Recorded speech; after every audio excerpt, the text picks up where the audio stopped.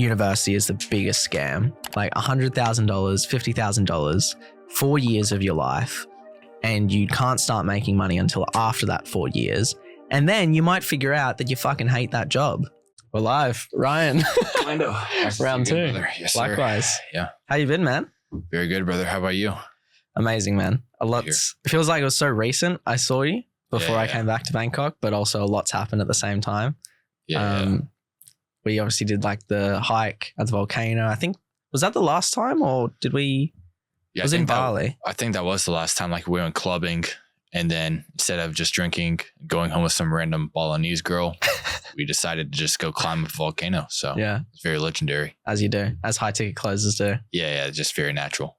One thing I fucking love about you in particular is whenever I hang out with you, you like show me what's actually possible if you have the right mindset. Like that's one thing I really admire about you. Like you'll go days without sleeping. Yeah. You can sleep when you die. Right. It's nuts. Like you just get it done because it's like obviously sleep and stuff is important, but a lot of people take it way too far where like they let that make them be lazy. Whereas you're like, dude, if something's got to get done, it gets fucking done. And your purpose just drives you. Yeah, 100%. Because like if you give into like the limiting beliefs that other people have settled into, then you're going to be stuck at those limits. But when you break those for yourself, you can actually see what's possible and what your limits actually are. 100%. And it helps you on your sales calls too, because like a lot of the people that we speak to, like they're scared about taking that first step, right? Like they're nervous, they've got fears, but it's like if you're that guy, you're the guy they look up to, you're the guy they want to be, and you're congruent in your own life and you lead them, boom. Yeah. Makes it easier.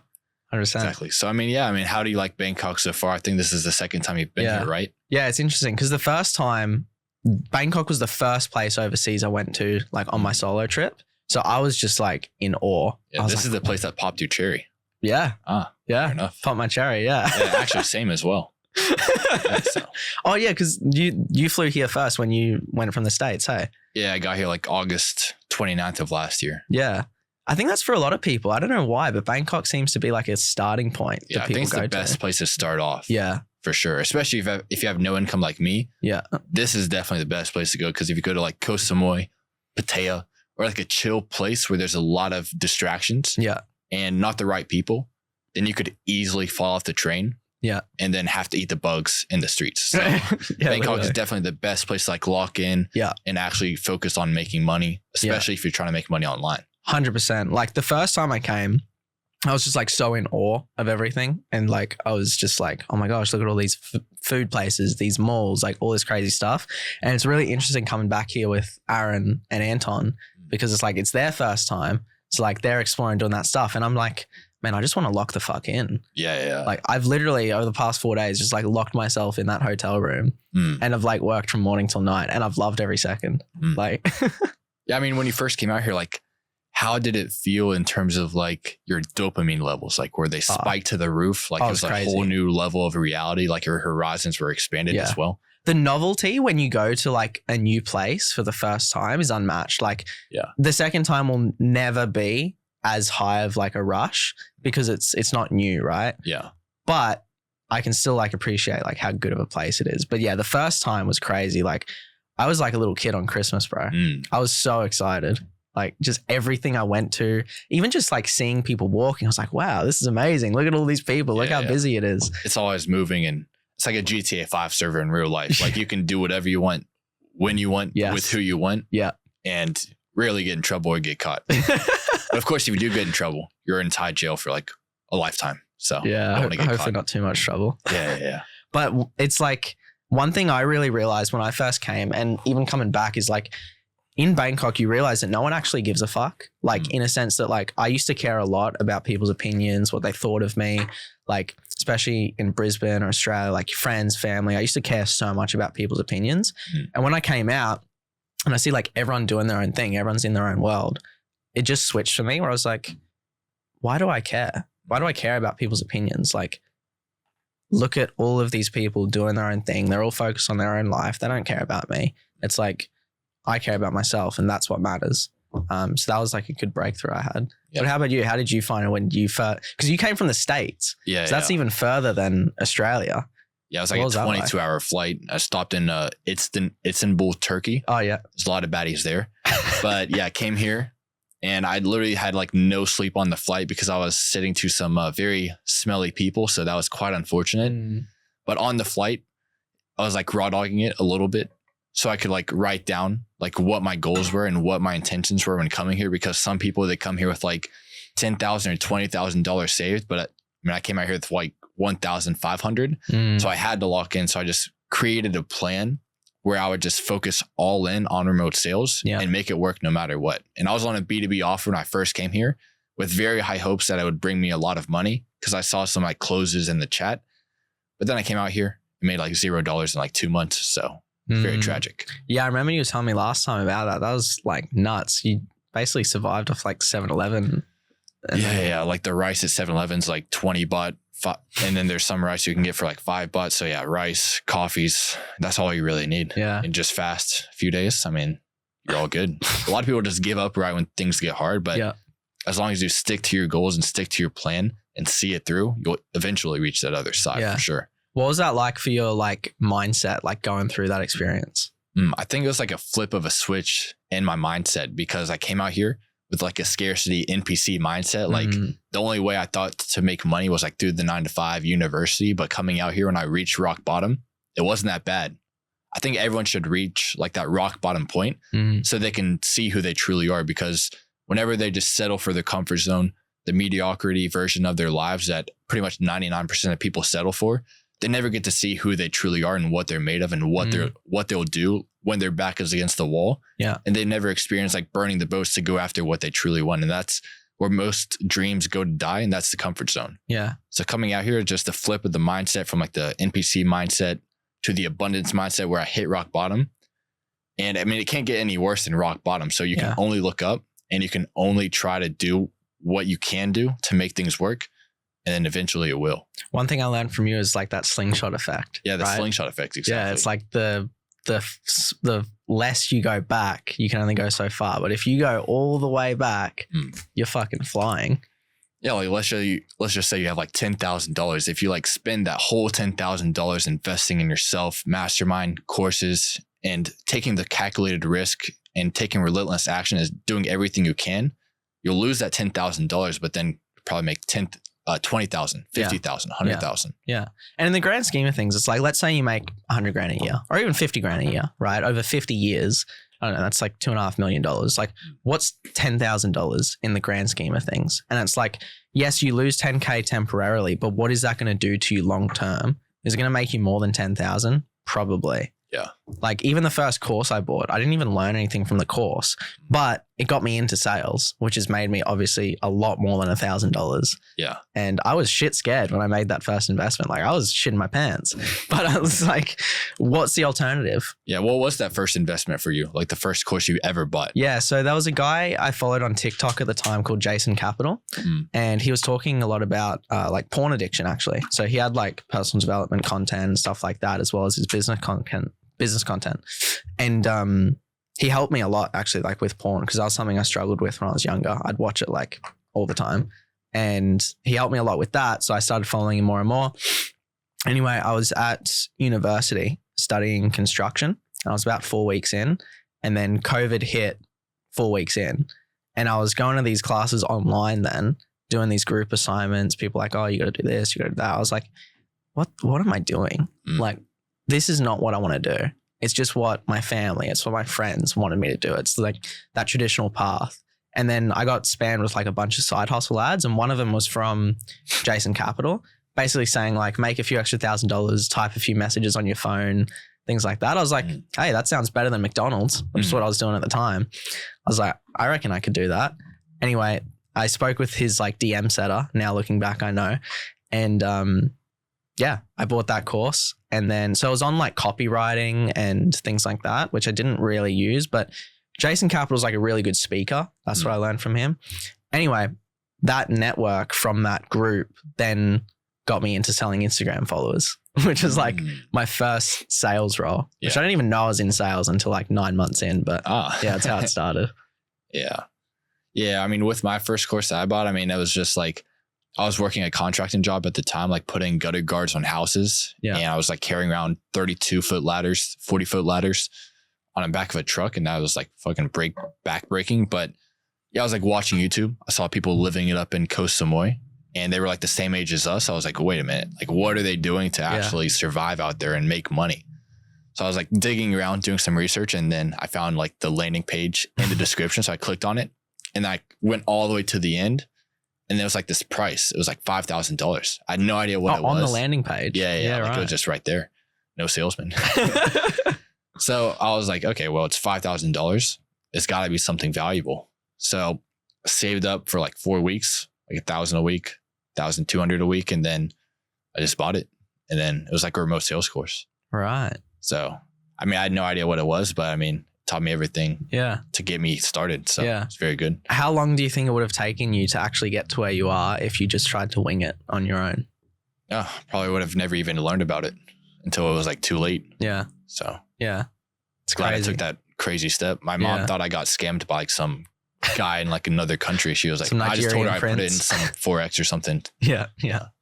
It's cool. Even like I was just thinking before when you were mentioning when you're on that flight to Bangkok, bro, I feel like airports and like plane rides are actually the biggest hack for like focus work because you don't have internet for the most part unless you buy it. But I actually purposely don't because when you don't actually have connection, it just forces you to like actually think. And even just the last flight from Bali to Thailand, the amount of breakthroughs I had, like, oh shit, I need to do this, I need to do that. It was like it's always like a first time in a while that I actually have nothing else to do than think. And it's probably the same for you. Like when you had that plane trip, right, and you're mapping out your goals, like you probably had so much more clarity than if you're just trying to brainstorm and then you get distracted. You're on YouTube, you're on Reels, stuff like that.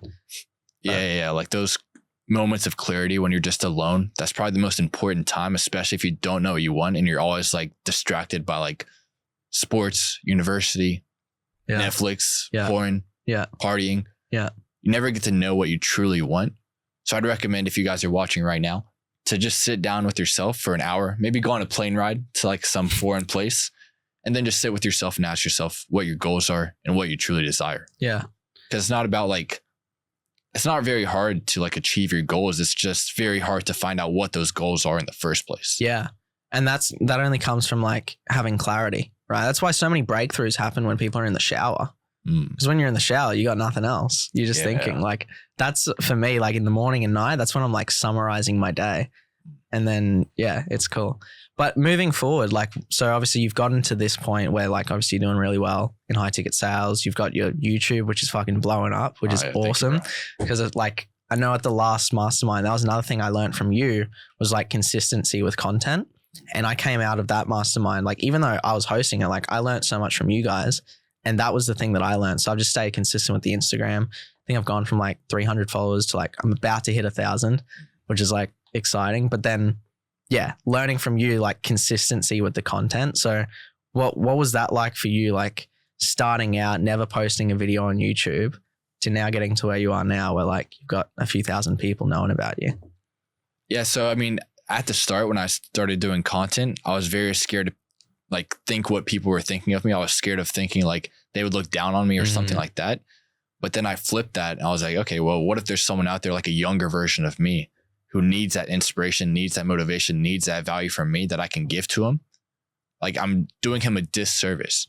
So that's what kind of sold myself on like doing content to motivate someone who's maybe in their room just like I was, sad, doesn't know what to do with their life, and just helping them get to where they need to be. Yeah. So, I mean, is that the same for you with your content? Like, do you think that's like the main reason you kind of post right now? Yeah, 100%. Like in my YouTube bio, it's just literally the channel my younger self needed. And I think it's a good idea because like when you start progressing and you start hanging out with more high level people that like think the same way, you forget where your mind was when you first started and like how many bad traits you had or how many negative beliefs or limiting beliefs or like negative mindsets that people have around you. You forget that, or it's easy to.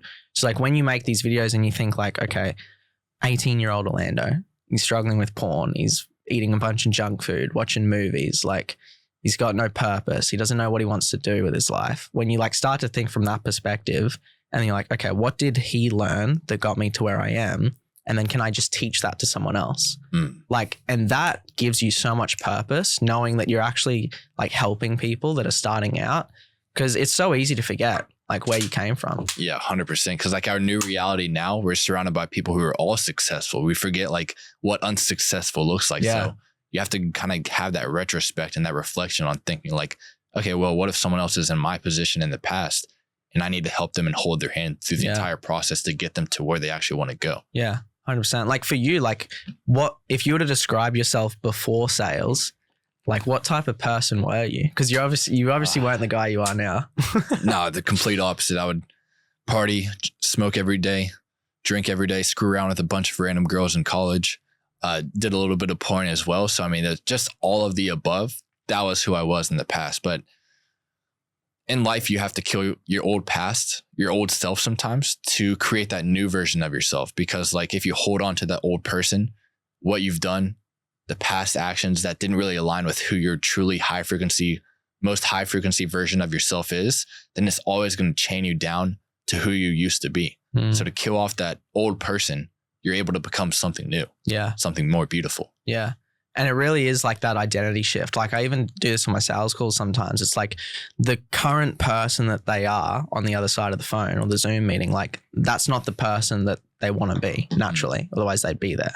But to get the results they have to be the person that they're not. It's like a healthy person or an unhealthy person. To become healthy, they have to make decisions like a healthy person before they are that person, right? So it's hard. So it's like even in my objection handling sometimes it's like, yeah, it's normal that, you know, you feel uncomfortable about taking that first step because you have the perspective of where you are now, right? But what do you think that future 2.0 version of Ryan or of Orlando or whoever I'm speaking to, what do you think they would do in this moment? And when you map that out, I don't know, it's like a flick that people see where they're like, yeah, shit, that version of me would do this. So yeah, I should just do it. Yeah. I mean, all life is input equals output. So if you're doing the wrong inputs, smoking, drinking, not in the right vehicle to get you to where you want to go to your desired output, then how do you expect to get to that desired output? Yeah. You have to change those inputs, cut off the ones that aren't helping you move the needle forward, and then replace them with the right inputs that will get you on track to reach the desired output. Yeah. And it's also like if you just think to yourself, man, what kind of person do I want to be? Because like that was the switch for me from like actually quitting porn. I was like, man, like I want to be the successful guy. I want to be the guy that's, you know, got all the money, got the, you know, empire built, the great family, all that sort of stuff. Does that version of Orlando watch random strangers have sex on the internet? Does that version of Orlando eat McDonald's? Does that version of Orlando, you know, slack off and not have purpose and not help anyone and he's selfish? It's like, no, like that version of me is completely different. So to get there, I just need to do the things that guy would do. And when you have like that filter for life, it just helps you with like daily decisions, right? Because it's every single day. Like if you're walking on the street or you're, you know, thinking about reading this book or whatever it is, like you just have that filter of like, what would that version of me do? Oh, he'd do this. And then you just start doing that. It's like, even when I started running the masterminds and the retreats, it was like, it was weird because I had to like, especially at the last one I noticed, I had to like step into this identity of like, I'm a leader, because naturally like I was hosting a thing, right? And I wasn't used to being a leader growing up. Like I was actually the opposite. I was a follower when I was younger. So it was like weird switch for me going from like this follower with no confidence, like just doing what other people would do, to be like, all right, guys, like this is what we're doing. But I had to do that before I was that leader. And it's like, now you just become that person. Yeah. I mean, exact same for me. And most people fall into two different categories. They're either falling into totalitarianism or conformism. They're doing what others tell them to do or do what others are doing. They never get to do what they truly want to do. And that's what I was probably doing and you were doing as well. Yeah. They're just doing what everyone wanted and what you thought would be best to make other people like you, and just kind of losing yourself in the process. You actually do lose yourself so much. Like I even remember there were times, I was in such a fucked up mind looking back. Like there were times where I was like, I literally thought to myself, what type of person would this person like? And then I would like be like that person when I was hanging out with that friend. And I was like, with my family, I'd be this person. Like I had like two identities it was really fucked up looking back. Yeah. But yeah, one of the biggest things I learned last time I traveled, especially when I hung out with Matt, you remember, like, one thing I love about him is he's just like radically authentic. Yeah. Like, doesn't give a fuck. He is who he is. Yeah. And that really rubbed off on me. And it's so attractive. Like, when you meet someone, even if you don't agree with them or you think they're a bit of a dick or whatever, but they're just who they are and they don't care, it's magnetic. Yeah, you respect that person more than someone who's like sucking your dick and doing anything they can to get you to like them. Yeah, for sure. Yeah. 100%. And so, like, I guess moving forward, like, what are your goals moving forward? Like, business, personally, like, what are you working towards? Yeah, just grinding to get to 100K a month, and then just grinding out YouTube content, and then just bettering myself overall, because I found that with sales, it's literally a lifelong journey. The more you better yourself, everything around you gets better as well. 100%. Like, when you, like we were saying before, when you are that person that the prospect wants to be, like, I think when I was younger in sales, I didn't realize how important that was. So one offer I was on, it sold like men's health coaching, and it was often to like older guys, like tradies, like, 40, 50-year-old, kind of like A-type guys. And I was this 18-year-old or 19-year-old, like, trying to sell them on men's health. When it's like, I wasn't doing that in my own life. So it was hard for them to respect me or like look up to me. But it's like, now when I'm talking to, like, for example, I'm selling to people that want to grow their online fitness coaching business. And one of the reasons they want to do that is they want to travel. They want to be their own business owner. They want to be their own boss, stuff like that. And it's like, I do all those things. I am that guy. So it's a lot easier for them to take advice from me because I've been where they are and where they want to get to. I got you. And what do you think your goals are for like the next 5 to 10 years? 5-10 years. 5-10 years is very different to 1 to 3 years. So like 5 to 10 years, probably, I'm still a romantic at heart. Maybe I'm still a boy. I don't know. I still feel like there's, one person I'll settle down with and have a family and white picket fence and all that sort of shit. Who knows? Maybe that'll change. My perspective might change, but that's like 5 to 10 year goal. Just like have the empire set up, probably have kids. Like, that's definitely a goal. But I'm a while away from that. Yeah. And then 1 to 3 years, like, keep building Social Blueprint with Zach. Like, I think that's a fucking awesome offer. And then build up my own coaching. So like, I've got Closers Cult. We had a bit of a restructure recently, but that's going really well. So I'm really like building up a cult of like young sales guys. And I got one girl as well, but mostly young sales guys. And we all want to travel. We all want to be better. We all want to improve our skill set. Like, that I really fucking love. And then obviously the masterminds. So doing that every 3-4 months. Got the next one in Koh Samui, which will be interesting. And yeah, just keep building the personal brand too. That's a big one I'm focusing on right now. Yeah, that'll be very powerful in the next 5 to 10 years. Like, your personal brand, just imagine you are now, like where you are now, but imagine like the input you're doing now, what the output would be 5 to 10 years. It'd be insane. And that's the crazy thing. Like, even with the content, like, I'm spending a lot of money on like, whether it's editors, like I've got a content coach, like I've got all these things, and it's like the return isn't quite there yet, but I know that long term, people knowing who Orlando is, that is not going to be a bad thing in any world. I mean, unless I get super conspiratorial, but I'm not that big yet. It's like a compounding effect. Like, right now you might get like 1 sub a day, 5 subs a day, but then in 1 year, 50 subs a day, 100 subs a day, and then maybe 10 years, 500 subs, 1,000 subs. Yeah. And so it's crazy. Even if I get like 100 views on a video, I'm ecstatic. I'm like, sick. That's more than yesterday. And like, it's a lot of people find it hard to like connect those inputs with like, they want an instant output. But with content, it's like, it's a longer term output, and you just have to trust and have that faith that long term it's gonna reap fruits, reap the rewards. Yeah, exactly. Like with YouTube, that's exactly how I was as well. When I first started, I was so worried about the views, the subscribers, but it's more about just sticking to your discipline and the non-negotiables of just posting a video every day, twice a week, or whatever that goal is for you. Yeah. And just sticking with it, no matter what. 100%. Yeah.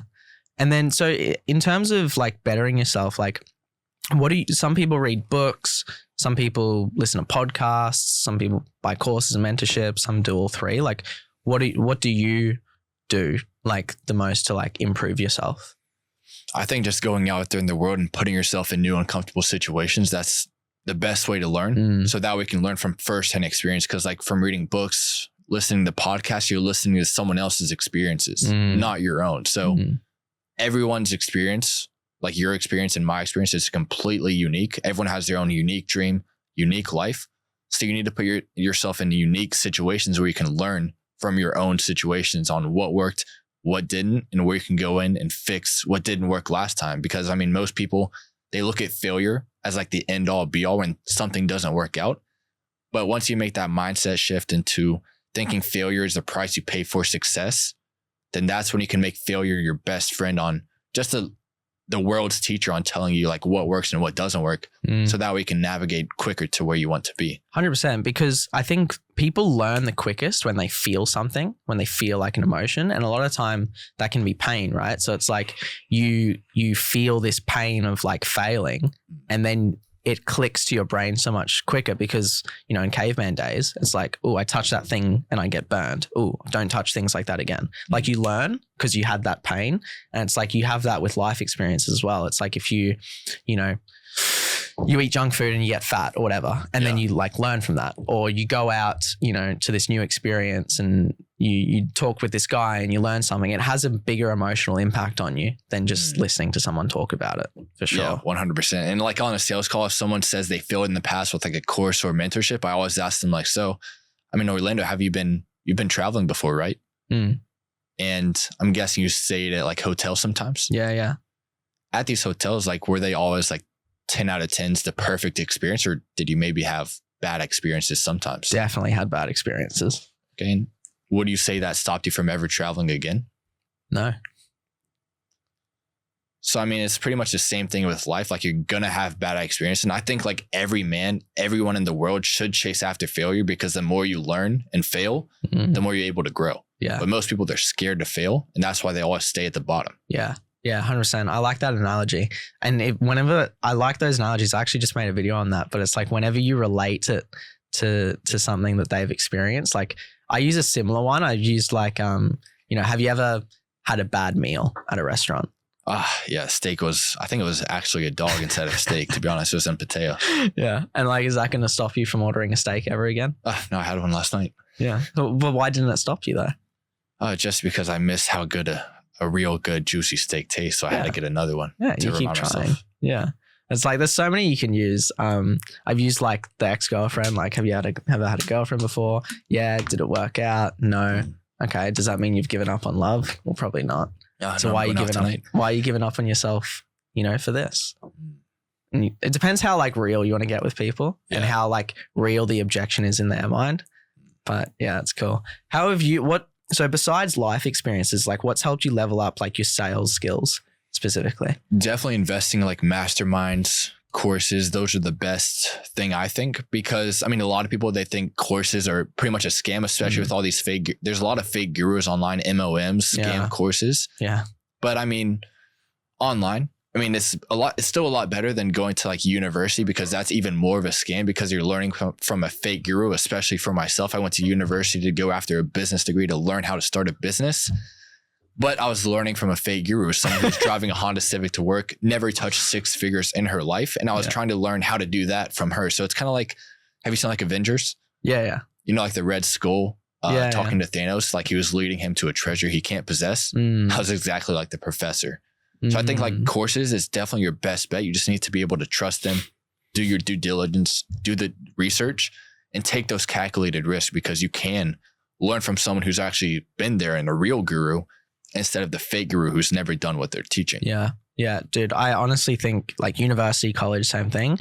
I think university is the biggest scam in the world. Like $100,000, $50,000, 4 years of your life. And you can't start making money until after that 4 years. And then you might figure out that you fucking hate that job. Yeah. I mean, you're not even guaranteed a job in the first place. Like you're just delaying unemployment. Yeah. It's pretty funny. And then even if you do get a job, it's like you might figure out you hate it. You might realize that it's capped. Like I think the average promotion every year is like 2 to 3%. And you get 2 vacations a year. And inflation is at like 8%. Yeah. You're literally fucking losing money every year. Yeah. I mean, that's the definition of the rat race. You're getting in debt to learn how to make money, but then you learn maybe, let's just say best case scenario, do learn an okay skill, But then you go out of college, you're in massive debt. And then you have expenses like your house, car, maybe a girlfriend. And then you're stuck trying to crawl out of that fucking crater you just dug yourself into, going into debt. And then you have to pay for the debt and everything else. And that's where the rat race is kind of created. Yeah. And like, yeah, it's fucked up. And that's why, like, I think when people talk about the high ticket space, like sometimes people talk about it in like this negative light, like they fearmonger. They're like, oh, it's not going to be around for a while, blah, blah. I completely disagree. It's like the opposite. Bro, it is going to get bigger and bigger because everyone is going to realize that university, college is a scam. They're learning from fake gurus and they're going to be like, shit, I need skills to make money. So how do I learn these skills? And instead of paying 50 to 100 grand, they can pay 5 or 10 grand, learn that specific skill, and then start making money from it pretty quick. Yeah, it's not a paper that gets you money. It's the skills. Skills 100%. Pay the bills. Yeah. And even with like university, that's what I was like talking about earlier, like conformism and totalitarianism, like they're doing what other people want them to do. Maybe their family told them to go to college is the best way to go, or maybe all their friends did, or maybe their family forced them to go. Then let's just say they go through 4 years, 6 years of university, they get into a career. But what if they didn't even like want to be in that career? Like they get to where that goal ended up, but they didn't even like it in the first place. Yeah. So it's very sad. And after 4 years. Yeah. Whereas like, it's like your most valuable time in your life where you have the most energy. Like we can go out, we literally went clubbing last night and then we're here now. Yeah. We have the most energy in the world right now. And we're putting that energy to use to get to where we want to go.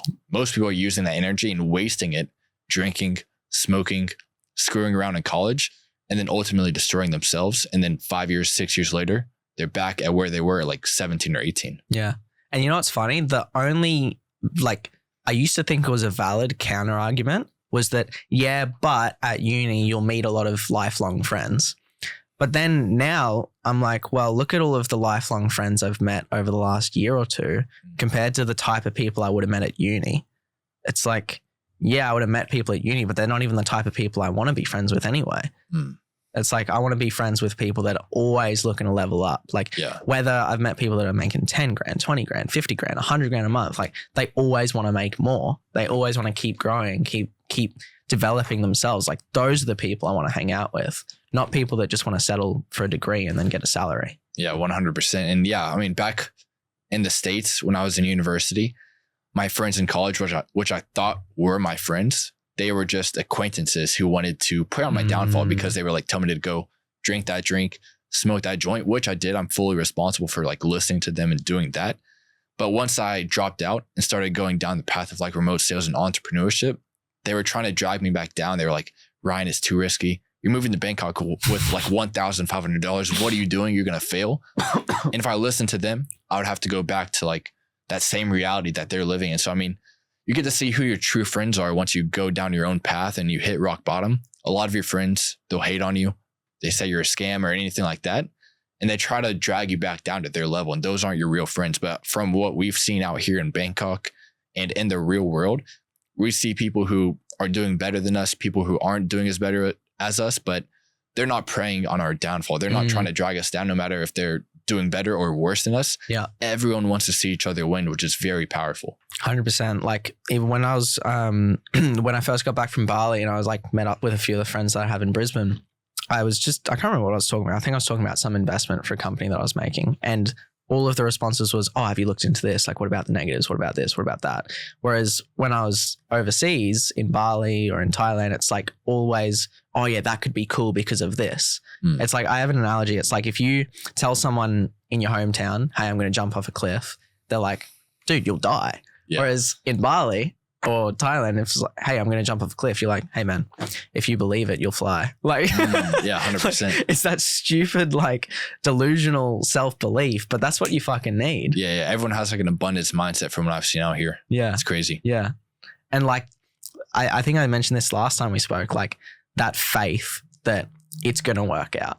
Whatever shitty thing you're going through, whatever terrible thing, maybe like, you know, your relationship ended or your father died or, you know, you're going through some sort of crisis. Like for me, it's faith in God that like he has a journey for me and that's just part of the journey, you know, and worst case, I'll learn from it. I'll get better from it.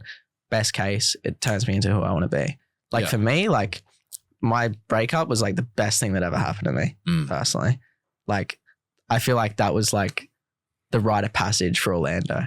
Because I don't think I actually would have been the man that I want to be ever if I just always stayed in that relationship and I never felt that like heartbreak. I got you. What do you think the best thing to do after like a breakup is to do? Because like last night I kind of went through the same thing. So like, what do you think is like the best thing to do after a breakup to like get over it and to level up overall? Yeah.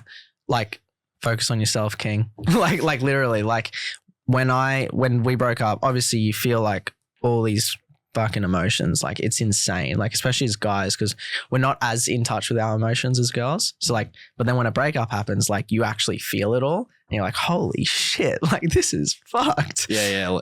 Like last night I went through like all the 4 stages. Like I had like the shock moment. I was like, oh, is this real? And then at the club, I was like, oh shit, it's really real. And I got home and that's why I got like, kind of sad and depressed. But I mean, I woke up, went to the ice bath, came here. Yeah. And we're back in business, baby. Honestly, bro, it'll come back. Like it'll keep coming back up and down. But like, I think my advice is like, this is what I did that helped me is just literally be like the best fucking version of yourself. Like for me, because she broke up with me. And so for me, it was kind of dark. Like I used this as fuel, which maybe isn't the best thing, but it worked for me. I just had in the back of my mind, I'm going to become the guy that she will regret breaking up with for the rest of her life, which is fucking dark. And it's like comes from a bad place. I know that.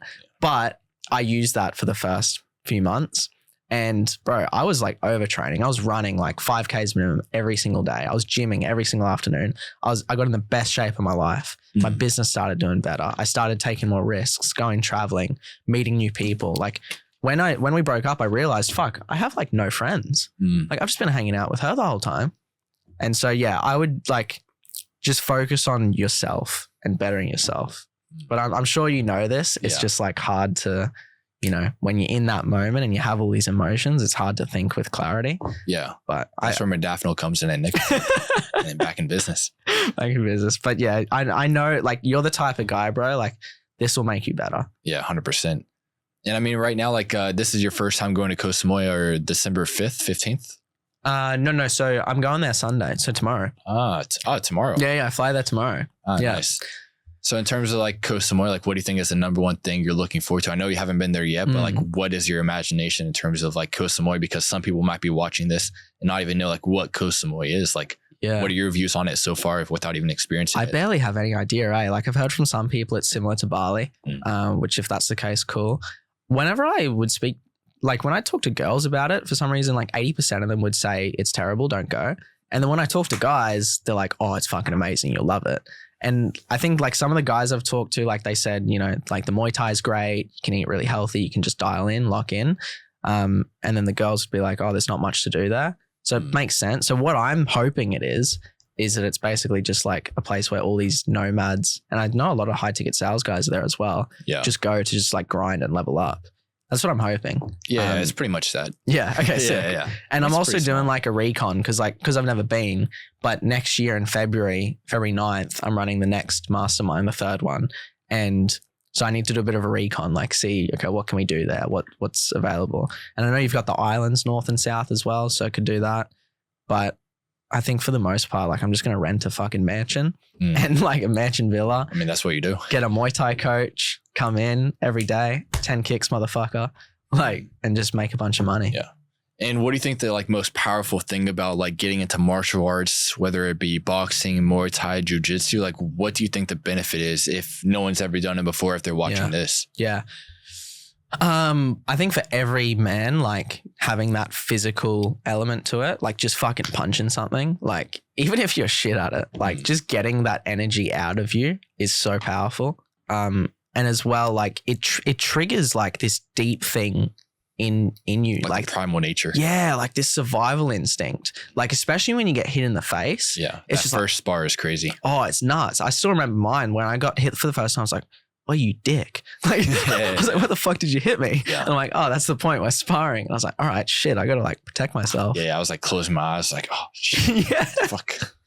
Yeah. So I think it does. And obviously it helps you grow, right? Because like when you go through that experience of getting hit in the face, like then when you get, hey, I need to think about it on a sales call, it's like, oh, I've gone through harder than this. Yeah. Cause like nothing in life will hit you as hard as someone else hitting you in the face. So like all your problems in life after sparring and getting hit in the face, especially after a hard spar, everything just kind of tones down and you're just more chill, relaxed. Cause like nothing's going to hit you in the face. Like if you're scared of like making a YouTube video, getting into sales, or maybe you're scared to go up to a girl, like, is she going to punch you in the face? Like, no. So like everything is a lot more easier once you get hit in the face. So like if you're watching it right now, go to your first boxing session, get hit in the face. Don't be scared.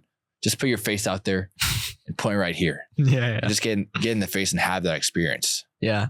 100%. Like even, it's funny you mentioned like the girl thing, bro, that is fucking terrifying for a lot of guys. Like just going up to a stranger and talking to them without using apps or, you know, without knowing them previously. And it's something like, I'm no expert, right? But one thing I learned about myself about a year ago is whenever I was selling to like a pretty girl over Zoom, I really struggled because, and I realized it was because, you know, when I was younger, I didn't get much attention from women. My relationship with my mum isn't really present. So I didn't really have like that female figure, like properly, I would say. So all of this could have combined and maybe some other life experiences as well. But I realized, fuck, I'm like really struggling to sell to hot girls. Like, and it wasn't even about them being hot. It's just they were hot and they were looking to buy the thing I was selling. I was like, okay, how do I fix this? I was like, well, I should probably just go talk to some pretty girls. And like, I don't know if you remember in like when we were in Bali. Oh, bro, you're going crazy. I think I had like 15 girls like off back to back. But bro, I was like that for me was like for my sales. Like when we'd go out at those late nights and talk to girls, like it wasn't even to party. It was to get better at sales and to like get better at that skill. But yes, like whatever can, you know, other guys will have different sort of prospects that they struggle with. Like I was coaching one guy and he was really struggling to sell to A types, like alpha males. Yeah. And I jumped on a training call with him and he had like all these notes prepared and like this call he wanted me to review. He was like, okay, awesome. Like, what do I say? Like, I've got some things. I was like, hang on, put that shit aside. How's your dad? And I was like, what's your dad like? He's like, oh, he's a real estate agent. He does sales. I was like, okay, and what's your relationship like? It's like, oh, we don't talk that much. So, okay, tonight at dinner, have a conversation with your dad. Ask him about his work. Ask him about what he's doing, what he's up to. Like, just get to know your dad more. Get comfortable with that. And he was like, yeah, it's funny you say that because like I do feel really uncomfortable talking to him. I was like, that's what you need to do. Fuck the other sales tactics. He did that. He messaged me that night at like 1 a.m. He was like, bro, that was fucking life-changing. And now when he talks to A types, he's so much more comfortable because he did that with his own life. It's crazy how like those experiences all help us in sales. Yeah. I mean, that comes back to like, people are always looking for this magic trick, this magic solution, the magic words to say on a sales call, but they're always ignoring the hard shit that's real. They know what they need to do, but they're ignorant to that fact and they're doing anything they can to find another way. But it's just facing that hard shit, figuring it out and solving it and getting through those big hurdles, those big obstacles that make you grow and get you past to evolve. 100%. Because like he came to you looking for like a magic way to sell to these high level people, but it's just that underlying reason, that hard thing that he was trying to escape from, that was truly holding him back. Yeah. It's good for you for like selling him on like opening up and actually finding the true cause of like what was going on. And that's why I fucking love sales. It's like, it helps you in every aspect of your life. Like, yeah, I mean, like everything is sales. Everything is marketing and sales since the beginning of time. Even reality itself, like religion, like there's the Bible, the Quran, was that marketing? That's true. And you're sold on it. Yeah. And then you're marketing it to other people. Yeah. So it's crazy. Everything is sales. And how did Jesus market himself? Yeah. He went on the cross. Well, yeah. Big VSL. Yeah. But he told a lot of stories. He told a lot of parables. He like talked about, you know, stories and examples that people could relate to. So like, yeah, you've got a point. Yeah. I think like when you get good at sales, it'll honestly change your life because every conversation you have once you're good at sales is completely different. Like before I got into sales, I was a fucking loser, first of all, but also like I didn't even know how to talk to people. Yeah, like, same. I was talking in TikTok language. Yeah, like you don't know how to listen or how to ask questions. It's like now when I talk to my family even, like they have so much better of an experience talking to me because I actually listen to them. But I guess for you, like what helped what specific like hurdles like or like hard shit did you have to get over that helped you improve at sales? I think, yeah, definitely listening, because I would just stick to the script when I first got started in sales. So I wouldn't even listen to the prospect. I'd be like, oh, well, he answered this question. Let me just go ahead and say this. I wouldn't really get to the point where I'd realize like what the problem was and if I could even solve it. It's like most people that get into scripts, which I think is okay, starting off just to get the foundation and the format for like the sales call, whether it be a setter or a closer. Yeah. But right when you learn that point A to point B, like from calling to close, then just go scriptless. Yeah. And just try to find if they have a problem, if they do. And if it aligns with what your service provides, then solve the problem. Yeah, 100%. Yeah. And like one thing I tell all of my guys in Closers Cult is ditch the notepad. So like script, I'm iffy on. Like I still have my script up. I just like, I'll like have it if worst case. It's more of a structure. But script aside, ditch taking notes. I was watching one call and every time they'd answer, he'd start taking notes and he'd look down and he wasn't present. I was like, what are you doing? He's like, oh, I'm taking notes, so I remember. I'm like, dude, if you actively listen, if you're actually present in the conversation, you don't have to take notes. You'll just remember. Like, I don't need to take notes right now talking to you because I'm actually listening and I'm present. Yeah. And it's the same on your calls. That's the most powerful. That's where you'll have like the highest conversion rate, when you're just fully present and putting yourself in the position of the prospect that you're talking to. If you're just thinking about the commission you could collect from the call and how much money you're going to make, then you're going to have a less conversion rate because you're thinking more of yourself and less of the prospect on the other end that needs your help. Yeah. You're doing a disservice to the prospect. Yeah, exactly. Yeah. Such a good frame of mind. Like whenever you know you need to do something, think about, okay, how is it a disservice to others? Because it's this weird thing, but for some reason, psychologically, people look after other people better than themselves. Like Jordan Peterson talks about this in his book, where it was like, I think, look after yourself as, you know, like you look after your dog or something like that. And I was talking about like, they did all these studies on like when people get given medication to take, and like that's a different story, but the people, the humans, wouldn't take the medication. But if a vet prescribed medication to their dog, they were like on it, like exact schedule, like super routine. So it's like, if you can connect the dots of like, okay, how is this negatively impacting other people? It makes it easier for you to do the thing that you need to do. It's kind of weird. Yeah. I gotta say, like, kind of putting yourself at a priority. Yeah. Well, it's sort of like naturally we like prioritize others for some reason.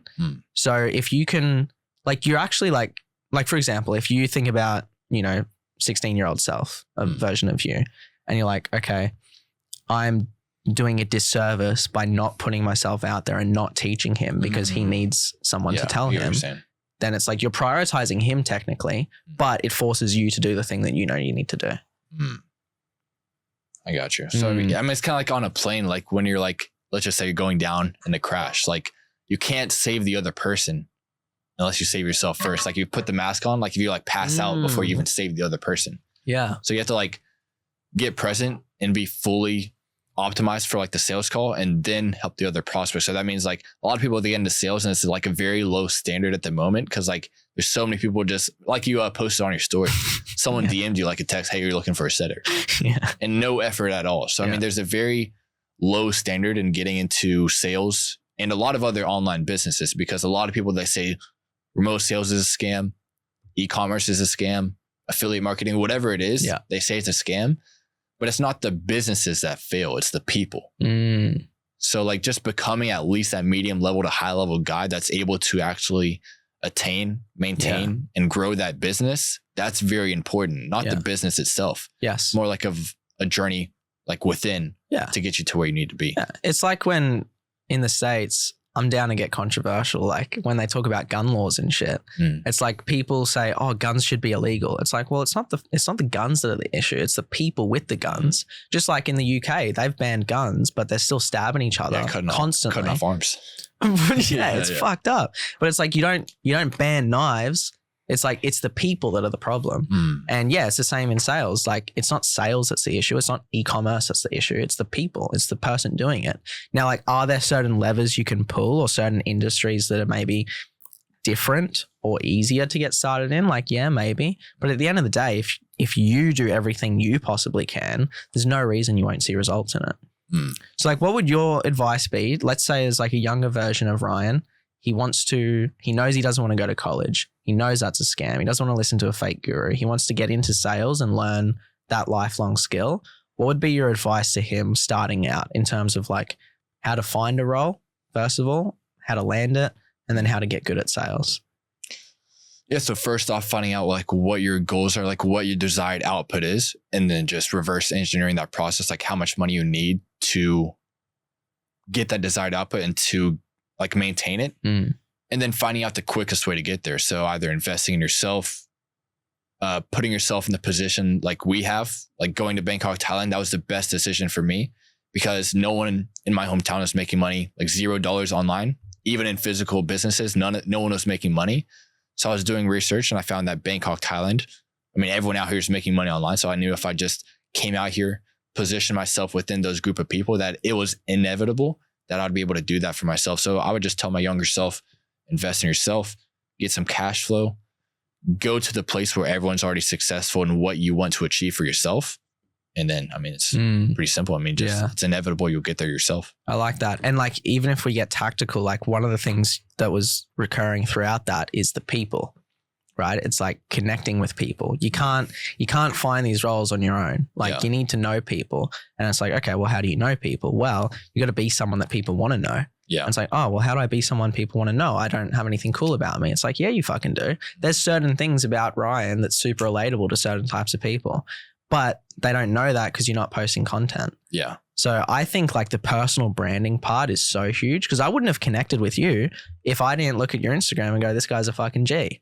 Like we wouldn't have connected. So you've got to like make yourself basically look like a cool guy. Yeah. And be authentic as well. Cause like with the personal brand, there's no competition if you're truly genuine and authentic to who you are. Because if you try to be someone else, then you start creating competition. Yes. Like we both help people with remote sales. Yeah. But people watching this, they might click with you more. Yeah. Or they might click with me more. Yeah. That's the power of the personal brand. Yeah.